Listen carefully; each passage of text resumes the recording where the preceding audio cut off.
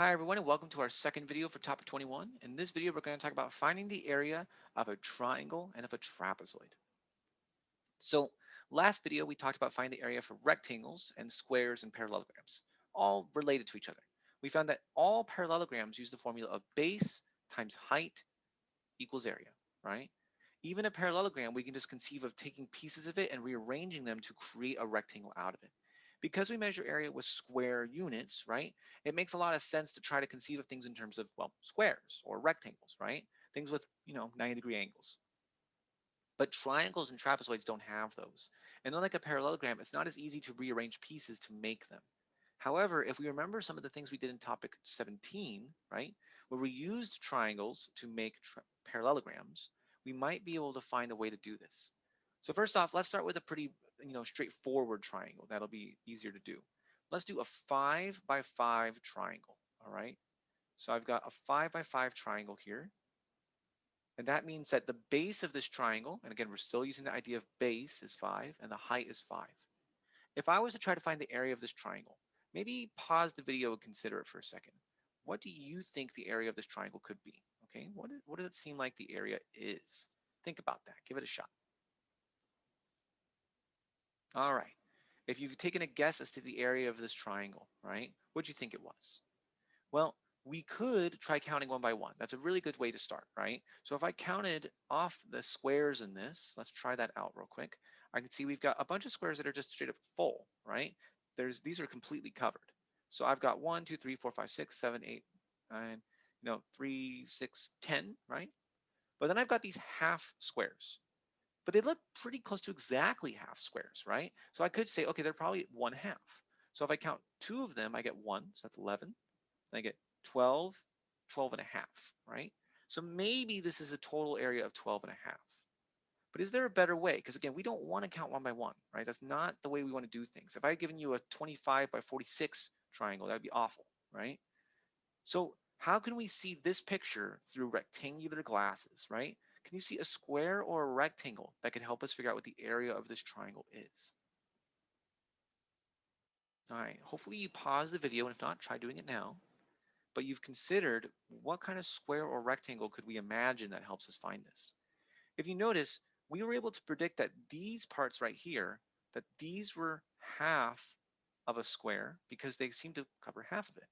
But you could see that same pattern is repeated with the whole triangle, right? It sure seems like this whole triangle is half of a square. So if I found the square with side lengths 5 by 5, right? Then I could find half of that to get the triangle with side lengths 5 by 5. So that's going to give me an area of, well, 5 times 5 is 25. So the triangle's area is going to be 5 times 5 divided by 2, right, because it's split in half, to get 25 divided by 2, which is, hey, 12.5. So it seems like we're on the right track. But this doesn't seem helpful for all kinds of triangles, right? What if I gave you a triangle that looked a little more inconvenient? So for example, what if I did this? I could have said, okay, the base is 5, sure, right? The height is still going to be 5, but now I'm going to get there by doing this.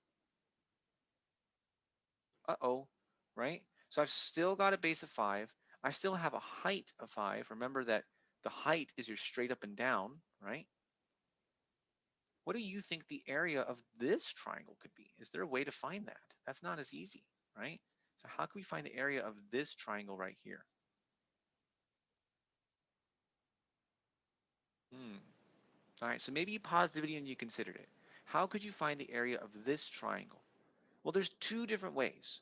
One way that's pretty popular with folks is I could see this as two triangles that are each half of a different rectangle, right?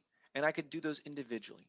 If I did that, I'm basically breaking this down into two parts, right? I've got a base of 3 here and a base of 2 here. Both of those add up, right, to become 5. And then they share the same height, which is still 5. So I would do 2 times 5, and I would do 3 times 5. Both of those would get divided by 2, right? And I would get 5, and over here, I would get 7.5. And if I add those up, I would get 12.5, right? So that's one way of doing it. And you'll notice, 12.5 again. So even when we change the shape of the triangle, if it's still 5 height and 5 base, right, then it still ends up 12.5. So maybe there's another way to see this, right? Well, if I was to take what we just did, there's another way to imagine this, which is, what if I did this? I could take my triangle that I just constructed and copy it over here, doing the same thing we just did, but I'm going to rotate it so it clicks up like this. You see? It's still got a height of 5, it still has a base of 5, and it has the exact same side length here, going 2 over 5 up, right? So I've basically just copied my triangle onto this side. Why would I do this? Well, now, remember, when you make a rotated copy of a triangle, you have produced a parallelogram, right? And what did we learn from the last video that the area of a parallelogram is? Well, the area of a parallelogram is base times height, right?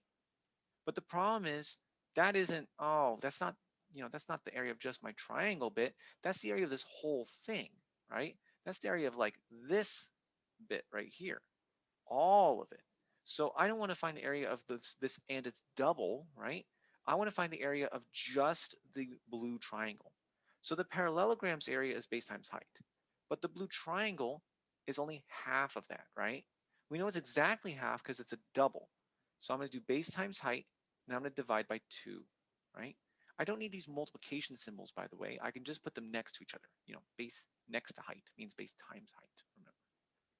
So for a triangle, the area is just base times height divided by 2. I can get rid of all my crutches there and see, boom, base times height divided by 2. For any triangle, even the ones that look like shark fins like this, it's always base times height divided by 2. How convenient is that?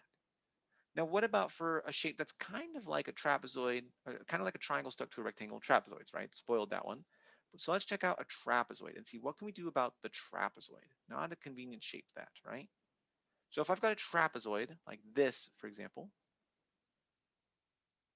how could I imagine a trapezoid as area in terms of rectangles and other things we know to help us out? There's a couple ways to do it, of course, right? So try to pause the video and think about it.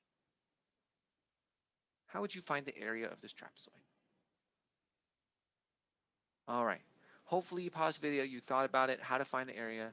A lot of people like to do this, right? Start with a triangle here and then do a rectangle over here. That is definitely one way of doing it, right? But the problem is that's not a very easy way to generically do. Because when I give you a trapezoid's measurements, I'm not telling you, you know, this bit separate from this bit. I'm going to tell you, say, this is 4, and down here, this is 6, and then you have a height of 3, right? That's what I'm telling you. So that works really well when you have a right trapezoid. But what if I had done this,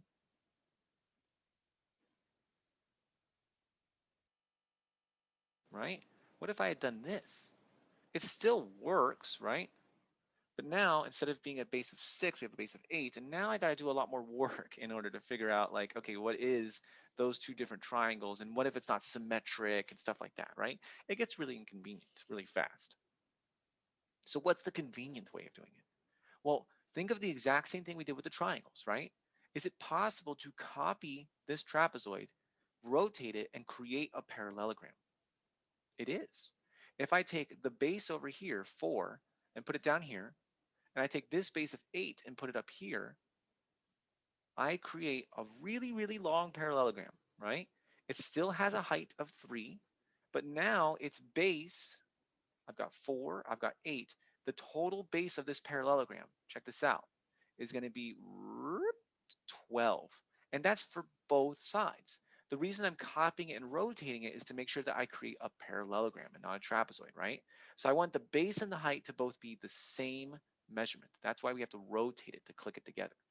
When I've done this, I've created one very long parallelogram with a base of 12 and a height of 3, right? What is the area of a parallelogram? That is going to be 12 times 3. But I only wanted, remember, I only wanted the area of this trapezoid bit, right? I didn't want the whole thing. I just wanted my trapezoid. So how am I going to get only the trapezoid? Well, remember, we doubled it, right? We copied it. We created an image of it.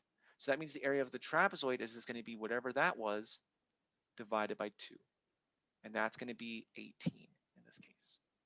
Now, if you had done your other strategy, that would have worked, right? I could have found that this is a 2 by 3 triangle, this is a 2 by 3 triangle, and the middle part right here is a 4 by 3 triangle, or 4 by 3 rectangle. That would have added up to be 18, right? But it's more inconvenient. It takes a lot longer, right? And the other reason we won't want to do that is because I eventually need to get into variables for this, right? I need to do this with any set of variables. When I replace these with letters, right? So I'm going to give you base 1, base 2, and height, it becomes much more inconvenient to find the area when I'm trying to do it with triangles that I don't know how to construct because I don't know what the measurements are. But it's not inconvenient to do this, right? Where did that 12 come from? Well, I'm going to replace my other things here and see where everything came from in this problem, okay? Just like we did before, we're going to replace the things with the variables that we have. So I've got base 2 right here, base 1 right here. So the base total was base 1 plus base 2, right? That's for the parallelogram I have made, the phantom parallelogram, right? So that's going to go here as base 1 plus base 2, and I'm going to multiply that by the height, which is still just height. That means my final equation right here is the same thing, just divided by 2. Boom. That is the equation for a parallelogram, or for a trapezoid's area, right? Based on a parallelogram, but divided by 2. So it's like the equation for a parallelogram, just divided by 2. The difference based on that versus a triangle, of course, is that you have two bases to add together. Unlike a triangle where when you constructed it, it was still just the one base, right? So that's the only difference between a triangle and a trapezoid.